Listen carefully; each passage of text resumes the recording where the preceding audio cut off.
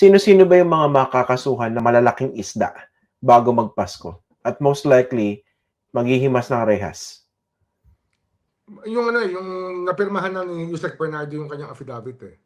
Kaya yung mga nabanggit doon, Bong Revilla, Nancy Binay, Joel Villanueva. Hindi, Joel Villanueva kay Henry Alcantara. Jingo Estrada. Meron po pa. Yun ang mga binanggit talaga. Si Sunny Angara, bagong pasok lang, imbestigahan pa namin. Kasi Grace po. Tsaka si Grace po, imbestigahan din natin. Hindi naman tayo, wala tayong atrasan dyan. Kasi ang kinakailangan nito, Christian, huwag ka na mamimili. Kung sinong dalhin ng ebidensya, ilatag natin sa harap ng husgado. Yun lang yun, di ba? Okay, sir, linawin ko lang, no? Ito yung mga kakasuhan nyo na. Mga kaibigan ko yan, Christian, ha? Hindi iba sa akin yung mga yan. Nakasama ko yan. Yung mga yan, one time or another sa buhay ko. Pero sa akin, trabaho ko to eh. Hiningi ko tong trabaho to. Kaya gagawin ko trabaho ko. Opo, linawin ko lang, sir, para dun sa mga naghahanap ng resulta. Kakasuhan nyo na soon sina Bong Revilla, Jingo Estrada, Nancy Binay, at saka si Joel Villanueva. Tama po ba? Joel Villanueva kasama. Oh. Okay, bago magpasko. Saldi ko. Of course, meron isang kaso eh. Okay. So bago magpasko, hinog na po yung kaso sa mga ito, no? Tingin ko, ano na yan? Magkaka-warrant na yan by December 15. Baka may warrant na yung mga yan. December 16. So pag ganun, tama yung calendar namin. Okay. Kung ganun po, ano yung likelihood na maa-aresto ito mga ito bago magpasko? Huwag na sila magtatago, pero binabantayan na namin ngayon. We're watching over them already. Meron na kaming timitik-tik na kami. Tsaka lahat sila naka-alarm na. Okay. Ito pong si Cheese Escudero. Ayun, kasama pala siya. Hindi nakalimutan kong banggitin. Cheese Escudero, si Maynard Ngu. Di ba? Special envoy. Kasama yan.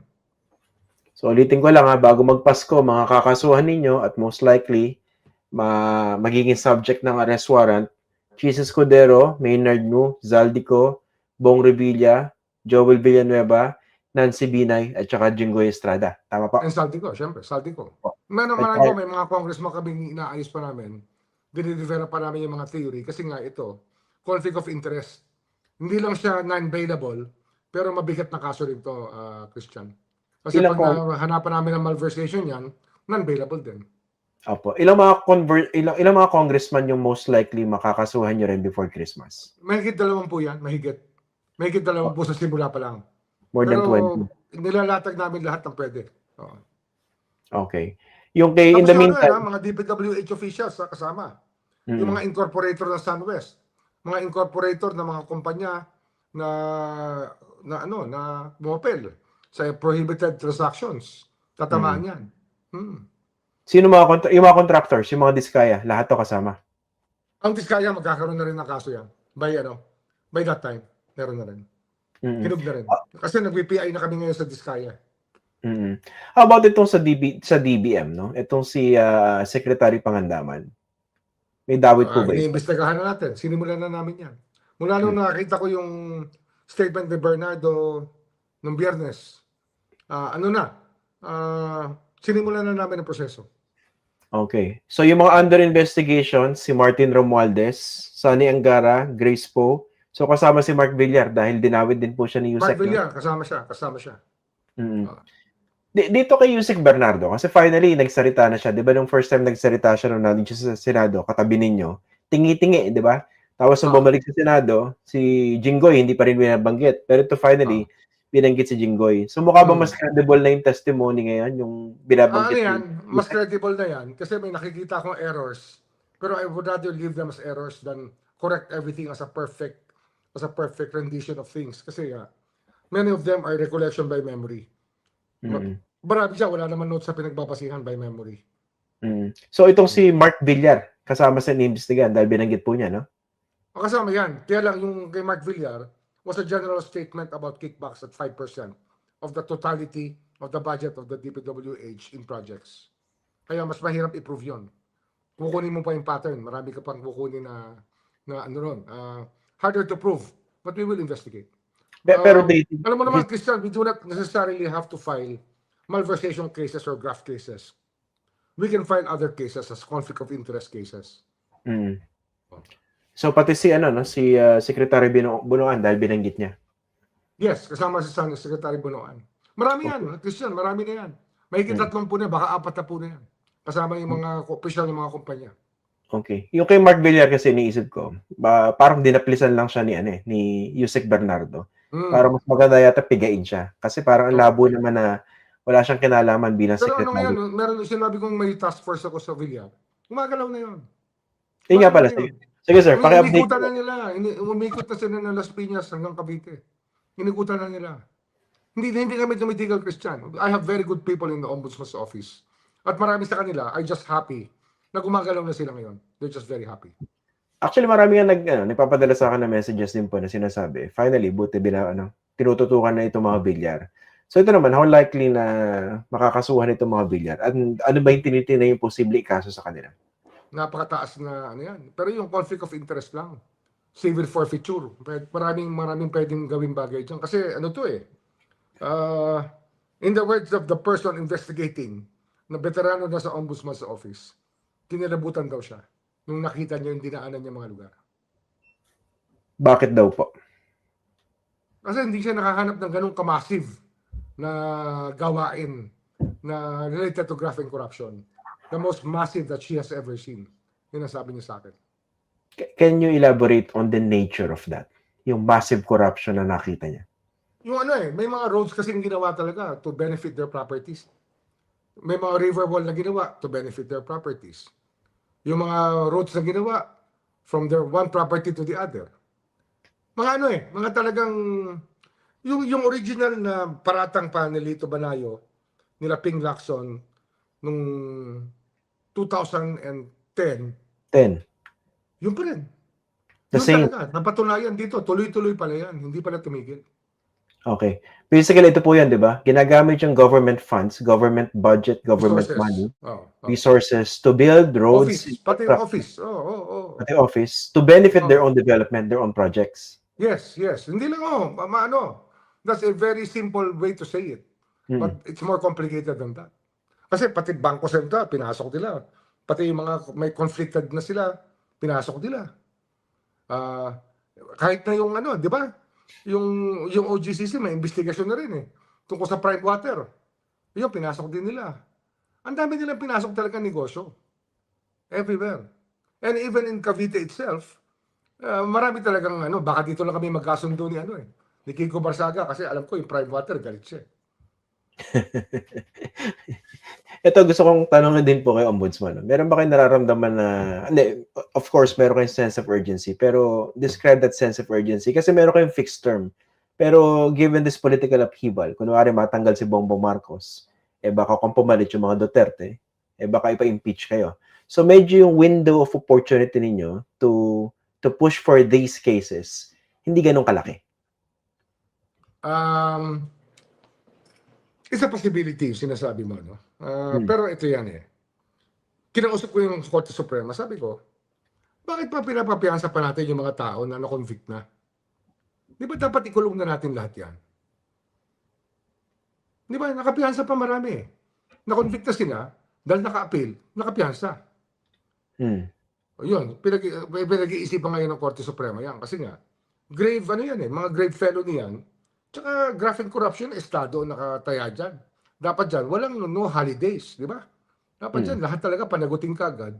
Tsaka talagang ikulong na hanggang ma-acquit. Yeah. Kung ma-acquit pa ng Korte Suprema. Kasi ginawa ng dahilan yan Parang parang laro na mayayaman yan. Yung mga kayang magpiyansa, piyansa.